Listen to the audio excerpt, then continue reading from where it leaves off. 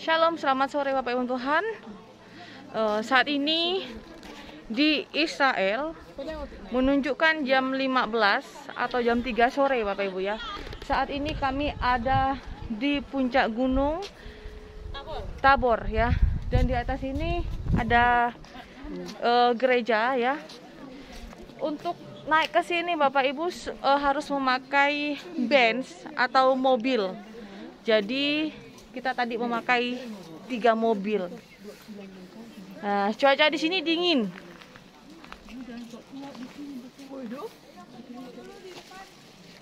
Nah, itu di sana udah ada kodenya. Oh ya nanti. Dan selama di dalam kami tidak boleh berbicara ya Bapak Ibu ya. Saya hanya bisa merekam saja. Tuhan Yesus. To memory, of course.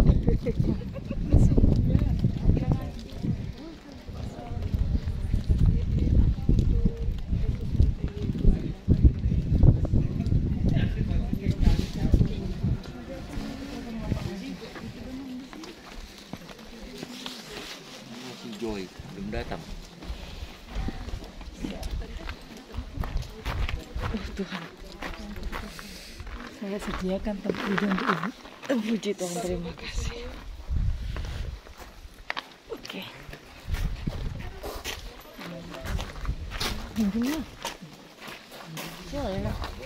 Boleh saya mulai? Nah, saudara-saudari, tadi kita sudah lihat, kita sudah masuk ke daerah Galilea. Gunung Tabor terletak di daerah Galilea. Daerah Galilea terkenal sebagai daerah yang subur. Coba lihat dan ingat bagaimana tanah kelihatan di sini.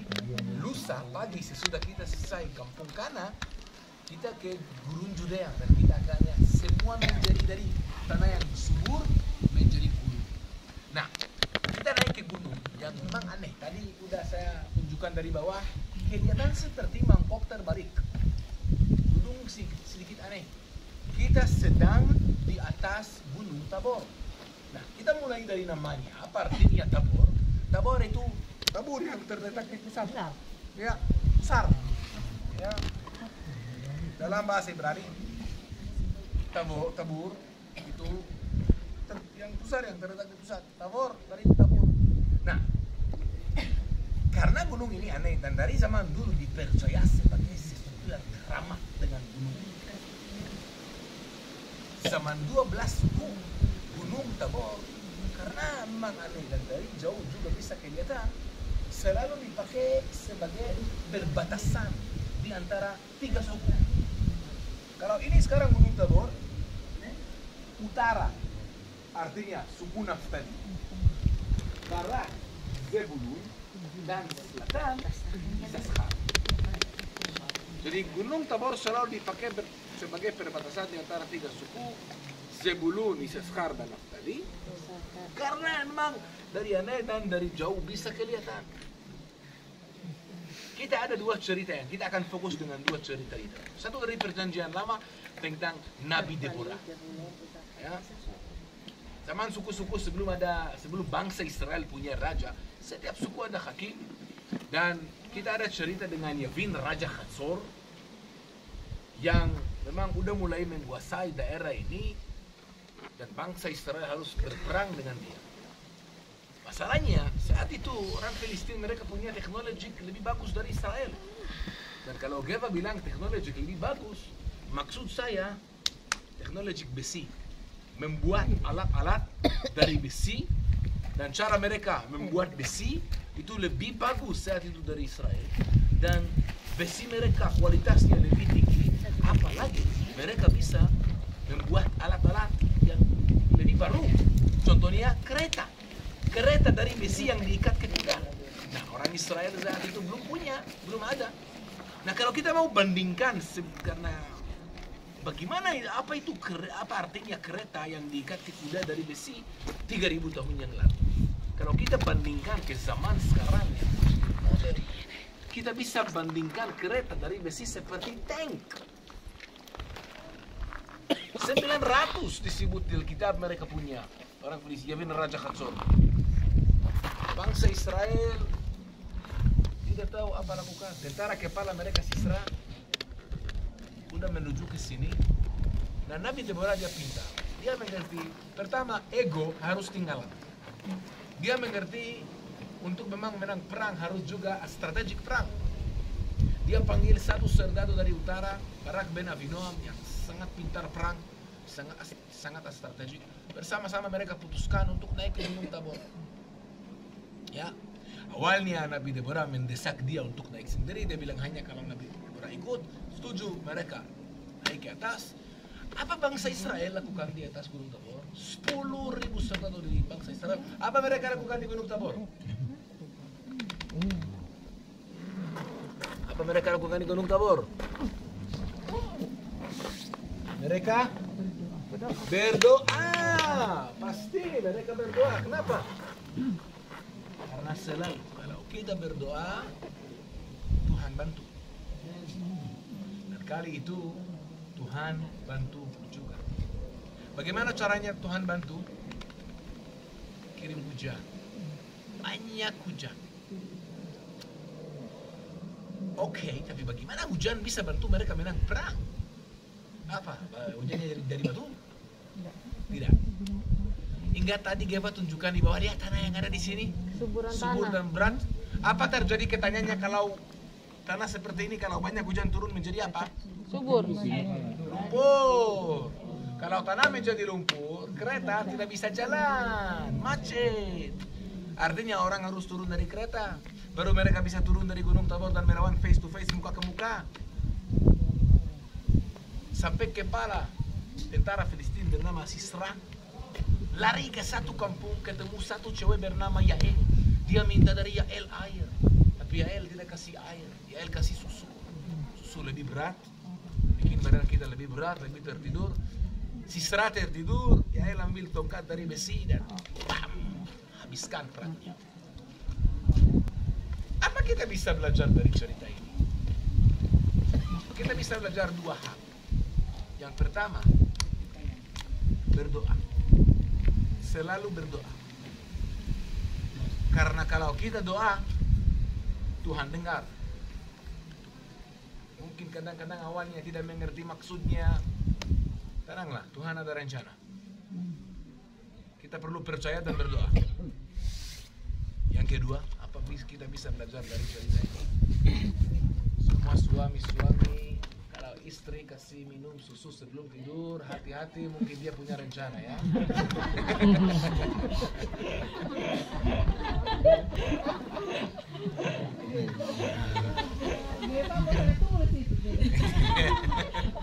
Hey, usah ditulis, kasih tahu suaminya. mau dengar cerita lucu dari pengalaman saya? Satu kali saya ada grup, ada satu ibu. Dia catat semua dari hari pertama dia masuk bis sampai hari terakhir di perbatasan. Dia catat, dia lihat semua, catat semua. Hari terakhir saya sangat penasaran ingin tahu. Ibu, saya lihat ibu catat dari awal sampai akhir. Setiap hari ibu catat. Ibu catat apa? Katanya saya catat semua yang kita lihat di sini dan dengar di sini supaya nanti saya bisa kembali ke rumah dan menjelaskan dan baca-baca dan menjelaskan ke anakku apa saya lihat di sini. Aku bilang hebat, luar biasa. Wow. Ibu boleh baca apa yang dicatatan? Ya boleh. Apa ibu? Apa dia catat? Kalian tidak akan percaya. Sekarang kita dalam bis. Sekarang kita turun dari bis. Sekarang kita makan siang. Sekarang kita kembali ke bis.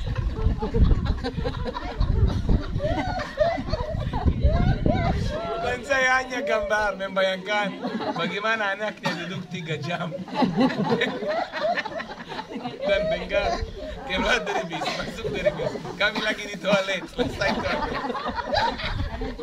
Dari mana Bapak tahu? Tenang, kita masih di gereja Katolik ya. Oke.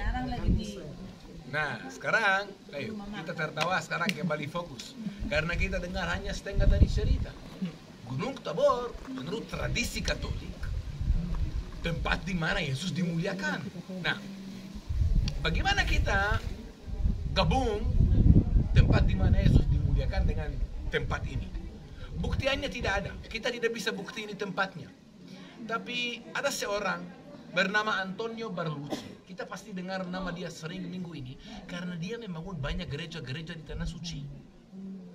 Gereja Getsemani dia membangun. Besok gereja Sarta Bahagia yang kita lihat dia membangun. Flagellation dia membangun. Gereja Tabor dia membangun. Gereja Padang Gembala dia membangun. Banyak gereja-gereja dia membangun. Semua gereja Antonio Barlucci membangun di antara 1924 sampai 1934, 35, 10-11 tahun dia membangun banyak gereja. Nah, besok di gereja Sarta Bahagia kita akan mengerti kenapa dia pintar sekali. Tapi menurut Matius 17 dibuka begini. 6 hari kemudian Yesus bersama muridnya, 3 murid yang terdekatnya, Yohanes, Petrus, dan Yakobus, naik ke gunung yang tinggi. Tidak ada nama. Tidak ada nama. Nama Tabor tidak disebut. Disebut hanya gunung yang tinggi. Nah, saat mereka naik, mereka lihat Yesus berbicara dengan Nabi Elia dan Nabi Musa, dan saat Yesus berbicara dengan mereka, bajunya bersinar. Wow. Nah, apa artinya bajunya bersinar? Biasanya kalau Tuhan bicara kepada Nabi ada jalan cahaya dari atas, tapi kali ini cahayanya dari dalam. Kemuliaan. Itu menjadi bukti buat kita. Yesus anak Elohim. Nah, Petrus, cara pikirannya seperti orang Yahudi. Dia saat itu masih pikir seperti orang Yahudi. Dia Nabi lihat. Tahu dia sekarang sekarang Mesias datang. Nah, Petrus katanya, Tuhan, bagus. Senanglah. Kalau mau saya bikin 3 kemah. 1 buat kamu, 1 buat Nabi Elia, 1 buat Nabi Musa. Cuma di dalam bahasa Ibrani tidak disebut kemah. Kemah dalam bahasa Ibrani itu ohel. Tapi dalam bahasa Ibrani disebut suka. Saya akan bangun 3 suka. Apa itu suka? Suka itu pondok daun. Apa bedanya di antara pondok daun dan suka dan kemah? Sorry. Kemah itu untuk sebentar, cepat. Membangun sebentar dan tapi suka itu minimum untuk beberapa hari. Petrus kalau dia lihat Nabi Elia, Nabi Musa berbicara dengan Yesus, dia pasti senang, bahagia, luar biasa. Dia tidak mau momen ini akan selesai cepat. Dia mau membangun 3 suka. Dan Roh Kudus bicara kepada muridnya. Berapa kali Roh Kudus bicara kepada muridnya saat Yesus bersama kita di bumi ini? 3 kali. Sungai Yordan, Gunung Tabor, minggu terakhir. Bukit Zaitun di minggu terakhir. Dan sesudah Yesus selesai, dia bilang kepada muridnya, jangan bilang kepada orang lain apa kamu lihat di sini sampai anak manusia akan bangkit. Awalnya mereka bingung. Nanti di Yerusalem mereka pasti akan mengerti maksudnya. Tapi saat mereka turun katanya, Tuhan, kenapa selalu orang bilang sebelum Mesias yang benar akan datang, Nabi Elia akan datang sebelumnya? Dan Yesus berkata, dia sudah tiba. Tapi mereka tidak tahu dan membunuh dia. Maksudnya sama siapa? Yohanes Pembaptis. Karena Yohanes Pembaptis dia gospel buat kita yang kasih tahu atas Mesias, dan memang dia datang juga sebelum Yesus.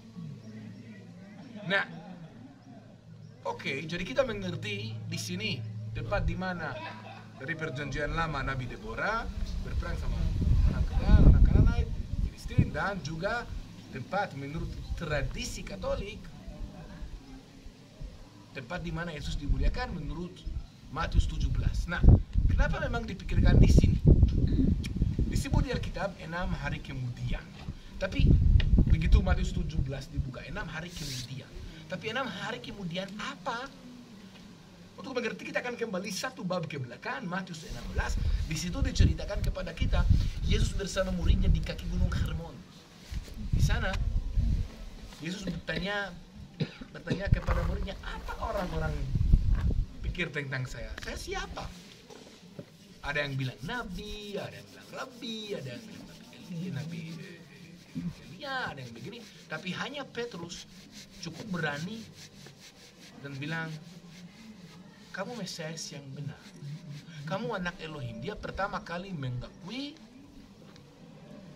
dalam suara dia anak Elohim. Dan karena itu Yesus kasih prioritas kepada Petrus dan berubah namanya dari Shimon ke Petrus. Karena Petrus artinya batu kerang, di atas batu kerang ini saya akan membangun gerejaku, maksudnya umat Kristiani. 6 hari kemudian naik ke gunung yang tinggi. Dan kemudian ke Yerusalem, ke minggu terakhir, artinya dari Kaisaria Filipi harus ke selatan. Berapa jauhnya daerah ini sampai Kaisaria Filipi? Kira-kira 120 km. Kalau kita ikut jalan dulu, bukan jalan sekarang. Dulu mereka harus jalan, ikut source of air dan lain. Berapa lama kalau jalan kaki dari daerah ini sampai Gunung Parmuk? Memang kira-kira 6 sampai 8 hari. Jadi daerah ini dari jauhnya cocok. Tapi keliling kita ada banyak bukit tinggi. Kenapa bukit ini? Karena bukit ini aneh. Karena dari zaman dulu dipercaya sebagai gunung yang ada satu keramat dengan bukit ini. Karena ada juga bersejarah dengan perjanjian lama, dengan Nabi Deborah. Jadi menurut Antonio Barlucci lebih masuk akal, dan juga zaman perang salib juga sebelumnya lebih masuk akal ini tempatnya. Buktian tidak ada, hanya logika masuk akal. Nah, Antonio Barlucci membangun gereja di sini. Ini gereja dia membangun. Kita sebenarnya di reruntuhan, duduk di reruntuhan dari biara Benedict yang dulu ada di sini. Kemudian Fransiskan membangun gereja besar di sini. Dan gereja ini memang luar biasa. Antonio Barlucci selalu ngomong terlalu cepat saya. Antonio Barlucci selalu suka masukin monumen dari cerita ke dalam gereja. Contohnya gereja Getsemani selalu gelap karena cerita peristiwa saat malam. Gereja ini kita ketemu 3 kapel yang seperti kemah juga, dan 1 kapel di sini untuk Musa, yang terutama untuk Yesus, dan nanti sebelah kanannya untuk Nabi Elia. Dan nomor 3 selalu berulang juga. Juga jendela nanti di depan kita bisa lihat seperti sisik ikan atau ekor burung merak. Kenapa ekor burung merak? Dalam agama Persia, burung merak itu penjaga surga. Ya. Nah, setiap agama selalu adopsi tanda-tanda dari agama lain. Juga diadopsi sebagai penjaga surga. Nanti kita ketemu banyak contoh lain bagaimana banyak bangsa adopsi tanda lain, seperti lihat pintu ini, 3 pintu yang di tengah lebih tinggi. Itu juga Kristiani adopsi dari Yunani sebagai lambang untuk kemenangan. Nanti besok kita akan bicara. Mungkin Anda saat kita masuk ketemu salib yang sedikit beda. 1 salib besar yang warna merah, kelilingnya ada 4 salib kecil. Namanya salib Yerusalem. Nanti kita akan beromong tentang salib Yerusalem. Sekarang Bapak Ibu, sebelum saya kasih waktu untuk gereja, ada yang mau tanya? Jadi Pak, ini gerejanya namanya apa? Kita bisa panggil gereja Tabor. Kita bisa panggil gereja Transfigurasi juga. Transfigurasi itu maksudnya gimana? Transfigurasi perubahan, dimuliakan. Yesus di sini dimuliakan, dia berubah. Dia memang berubah di sini.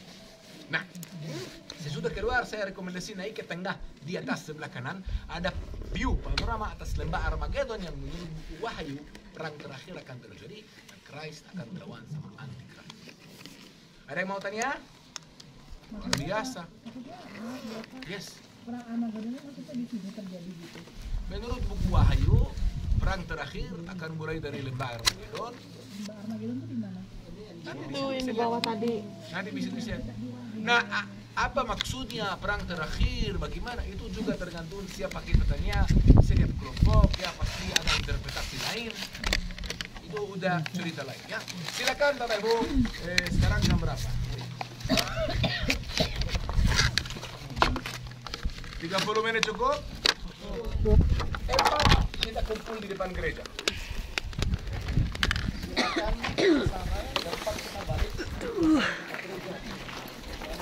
Tetapi kalau ada ibadah, tolong dijaga tidak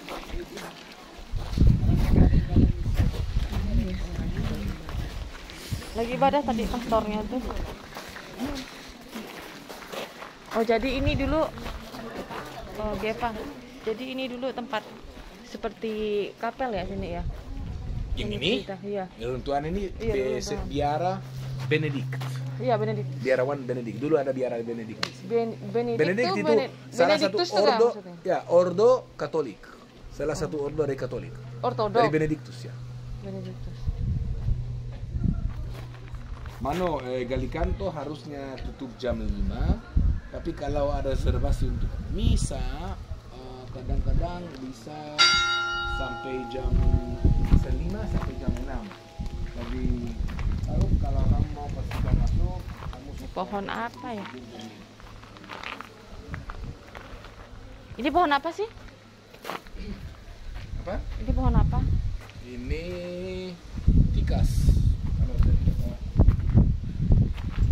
Wah, nih ibu mau rekam yang bagus masuk ke dalam gereja. Tapi saya nggak tahu menjelaskan. Dirimu mau menjelaskan. Tidak bisa menjelaskan dalam gereja. Itu gereja Katolik. Nggak boleh suara. Mungkin tidak bersuara ya. Jika Saya kita. sudah menjelaskan. Iya yang tadi. Langsung lihat. Ini Tapi kalau direkam nggak apa-apa ya. Tapi nggak bersuara. Kapel untuk Musa, kapel untuk Petrus, kapel untuk Napoleon. Oh ini kapel untuk Musa. Ya, masuk ke dalam. Ini kapel untuk Musa.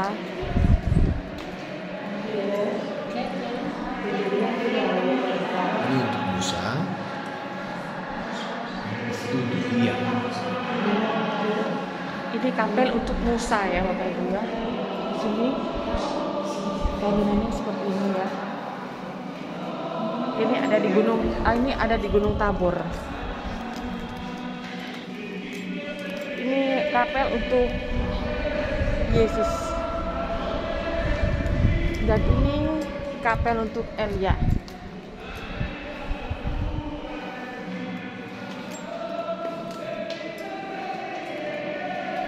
Ini kapel untuk Elia ya Bapak Ibu ya. Bangunannya seperti ini. Bagian dalamnya atas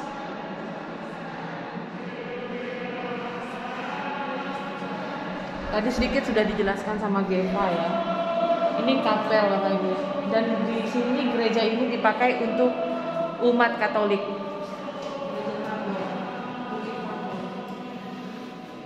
Di sana ada meja tinggi. Ini juga ya. Very good.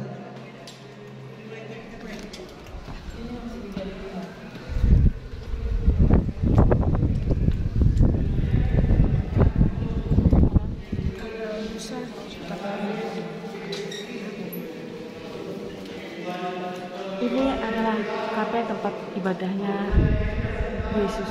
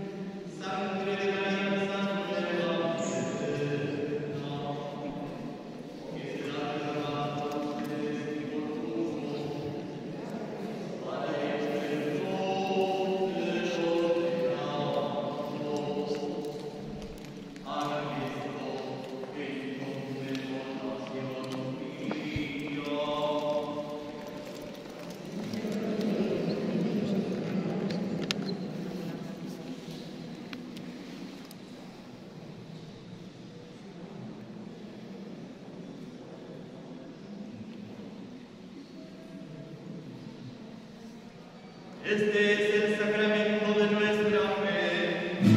Ansiamo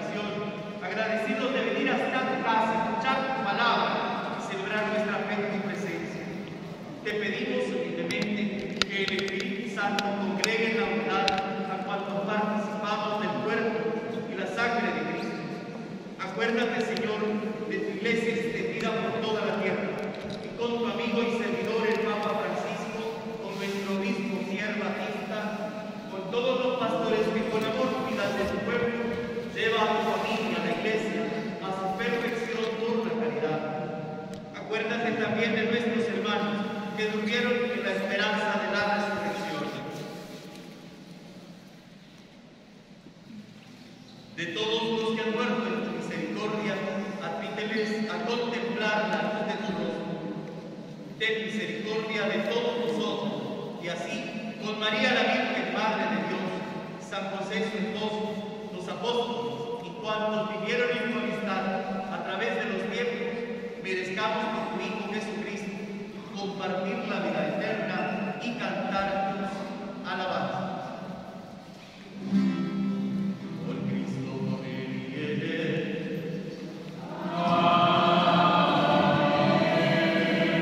A ti Dios Padre omnipotente, la unidad del Espíritu Santo.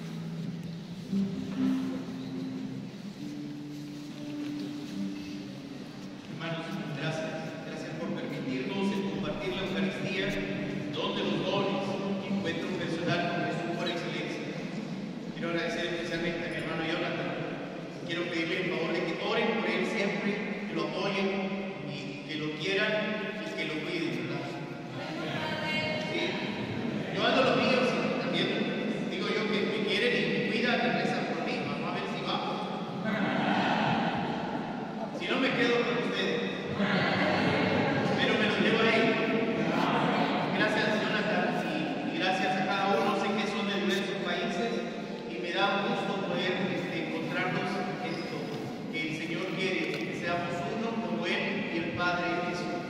Es una gracia, es una maravilla, porque no pongámonos ahora en esa disposición de que al dejar que Él se transcurre en nuestra vida con la palabra y la Eucaristía recibida, lo vayamos a hacer luz, lo vayamos a hacer testimonio cuando salgamos de esta experiencia que ambos grupos están compartiendo.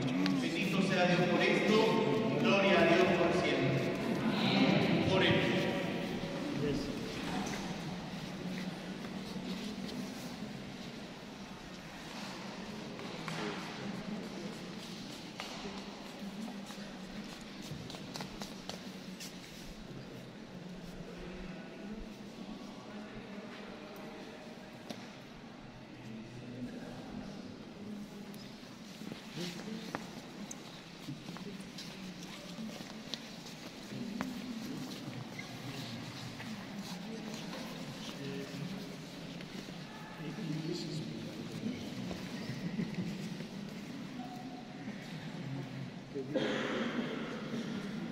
Que el alimento celestial que hemos recibido, Señor, nos transforme en imagen de tu Hijo, cuya claridad has querido mostrarnos y manifestarnos en su gloriosa transfiguración.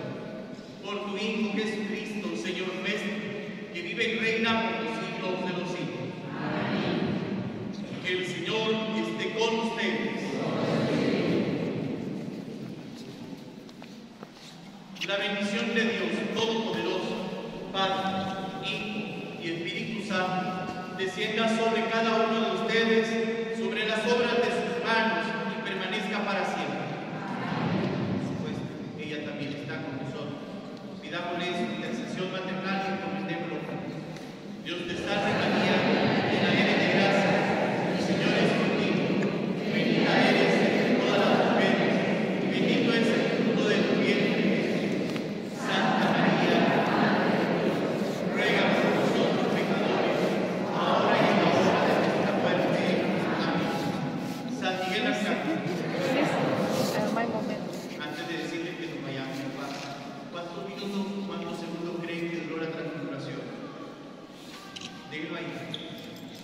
Durará el resto de tu vida si lo dejas ser Dios. Porque lo que pasó ahorita con la Eucaristía pudo para algunos ser muy largo, para otros muy corto. Pero pensemos en la transfiguración, en el que viene estar aquí y en el que viene llevar al Señor de los demás. Pueden ir en paz.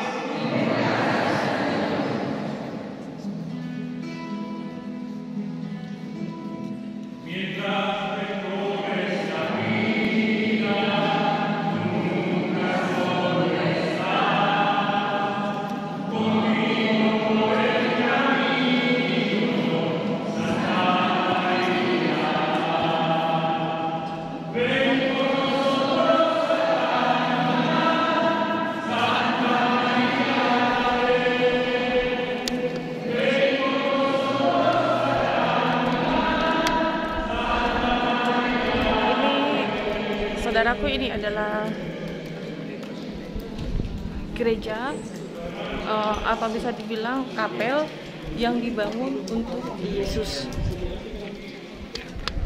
Sebelahnya ini kapel untuk Elia, kan? Kapel untuk Elia, dan sebelah situ adalah untuk Elisa.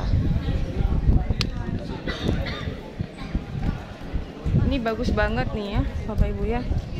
Dan turisnya banyak, sampai tadi saya ada kenalan, ada yang dari Spain, ada yang dari Amsterdam, dan juga ada yang dari India, Bapak Ibu ya. Jadi semuanya di sini banyak. Seperti ini temboknya, dan udaranya sangat dingin sekali. Seperti ini. Tampak dari depan seperti ini, Bapak Ibu ya. Tinggi sekali.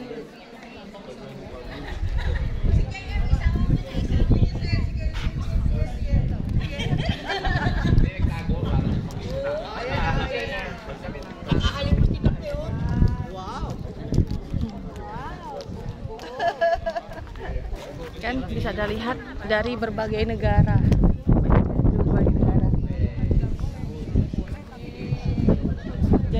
Dan ini saya nggak tahu dari mana, belum kenalan.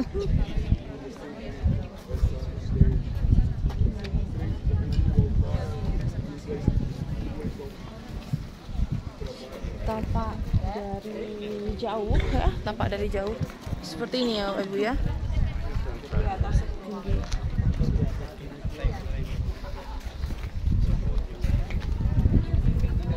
Dan ini dulu bekas kapel dari Benedictus.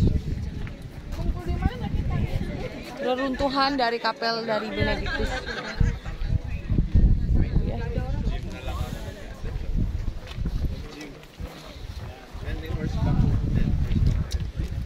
Udah masuk sini kan? Ada mau ibadah kayaknya. Oh di situ mau ibadah. Tapi kita mau di situ makanya nggak jadi. Mau foto dulu sebentar. Ini adalah kapel dari reruntuhan dari kapel dari Benedictus dulu ya Bapak Ibu ya.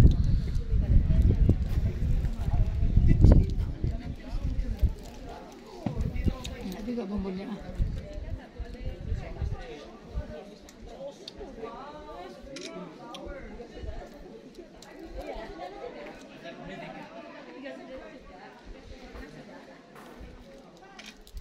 Ini manis-manis sekali.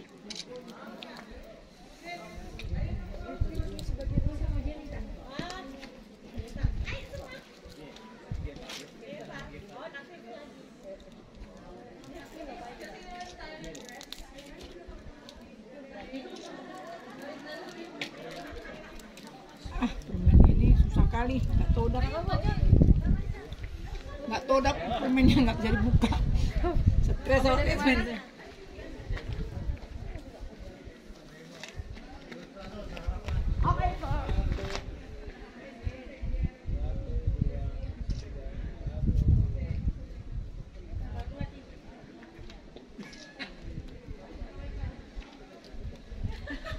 Udaranya dingin banget Bapak Ibu ya. Kami mohon maaf ya, dari kemarin udah 2 hari kami belum ganti baju. Kami juga, tapi kan 2 hari belum ganti baju, belum mandi. Karena kami ini kelamaan dan juga banyak pemeriksaan imigrasinya luar biasa. Di imigrasinya untuk cap paspor aja ditanya ini dan itu.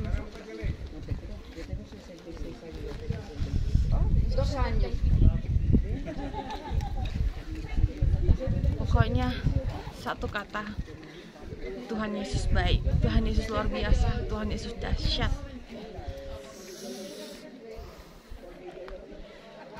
Ini di puncak gunung loh Bu.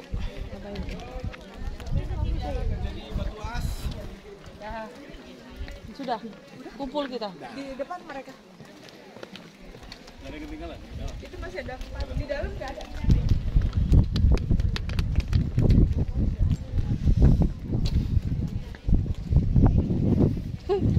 Saya tidak sabar mandi.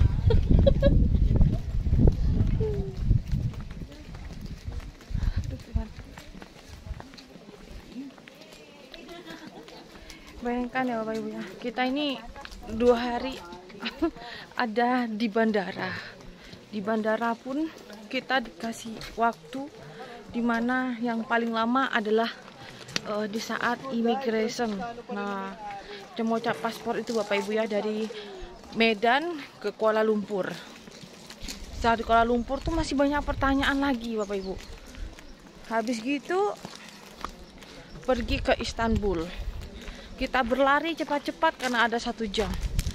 Sehingga Kuala Lumpur ke Istanbul 11 jam. Ditambah lagi perjalanan dari Istanbul ke Tel Aviv ya. Dan di Tel Aviv pun juga sangat ketat sekali. Sampai tadi yang bikin lama pemeriksaan dari teman, ibu-ibu dari Medan, sampai diperiksa, sampai dibuka kaos kaki, sepatunya, jaketnya.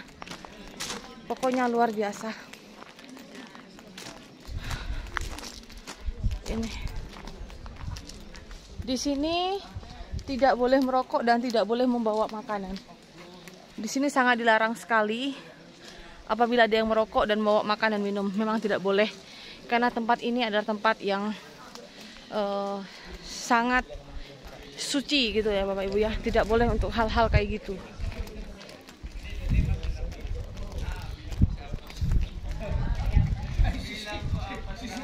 Dan di sini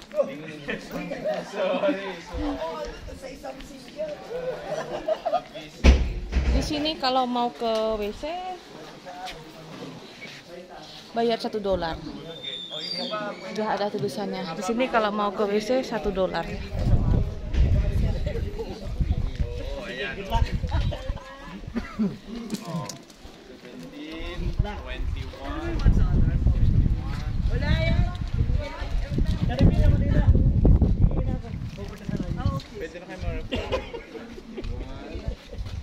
Oke, let's go. Si ano pa bang?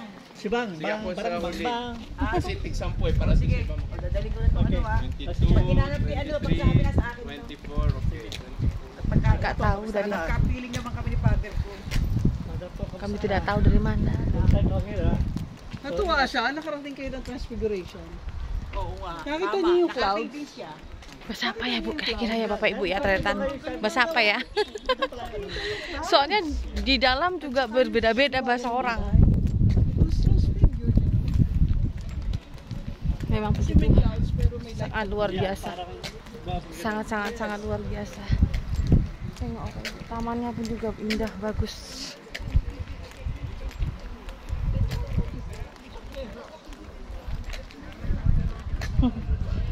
Where are you from? We're from the Philippines. Philippines. Yes. Oh. And you? I'm from Indonesia. Wow, how nice. Thank you. Very cool ya. I know, right? Yeah. Sangat dingin banget. Pakai jaket pun tembus ini.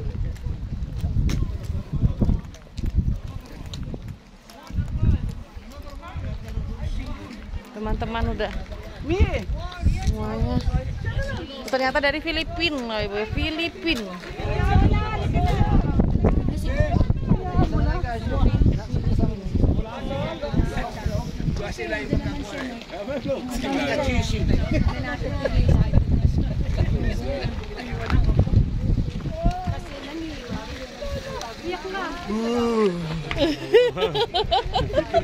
Mana jaketnya? Nggak dipakai Bapak Pendeta. Saya aja pakai jaket masih kedinginan ini. Tinggal sedikit ini.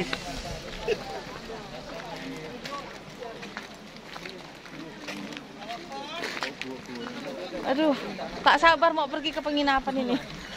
Mau mandi aku. Aduh, sajalah. Kamu cocok kamu jadi reporter. Cuman sayang, kita lo ngambilin, yang lo ini ngambilin. Ibu, saya ngambilin ibu pun juga percuma, orang tidak bisa melihat. Sudah di masker, pakai kacamata, pakai kuplukan lagi, ya kan?